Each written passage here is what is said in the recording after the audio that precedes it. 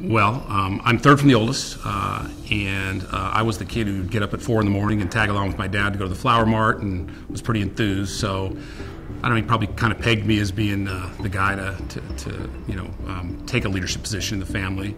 But when they bought Mayesh in 1978, it was a 3-man operation, myself, my dad, and my brother, younger brother. And as we grew the business and kind of recruited family members coming out of high school, is really the way it worked. We had built-in employees coming on board.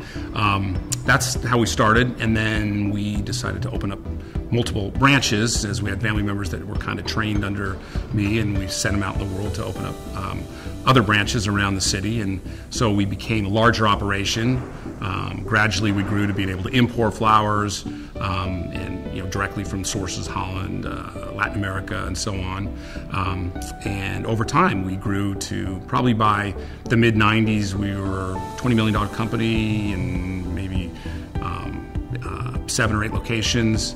And we hit a real bump in the road. My skill set to run a $20 million business just was not there. So when I joined tech in 1996, that became sort of my education. Today, we are just south of 70 million in sales, about 325 employees.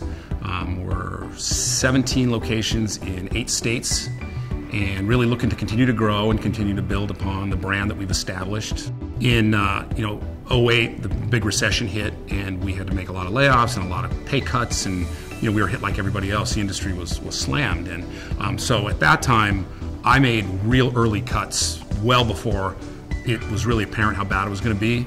I attribute that to being really in tune and bringing issues to the table, to the group, and to the chair to talk about, I'm seeing it going this way, I'm certain this thing is going to be really bad, and then really talking about what we might do at Mayesh.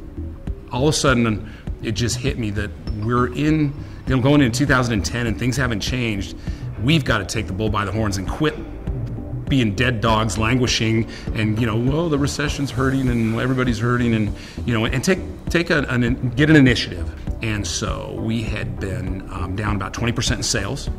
And we had shrunk from about 55 million to 47 million during the height of the recession.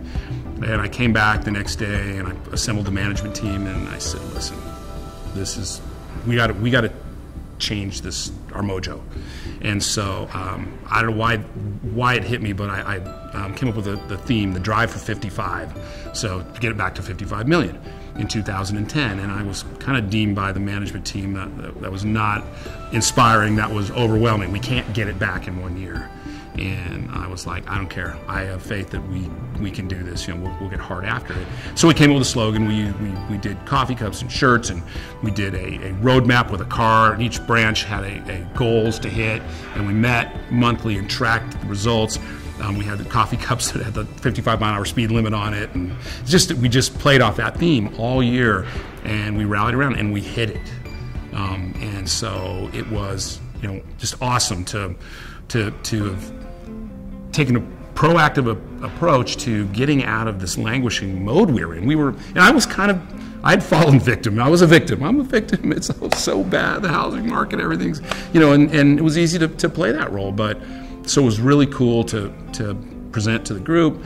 Here's an idea. Here's what I'm going to go for. Here's how I'm going to take a real leadership position, which I already am in, but a role and be the head cheerleader and head motivator and be out there pushing and driving, and we made it. So it's kind of changed a little bit about how we approach the following years and our growth and profitability.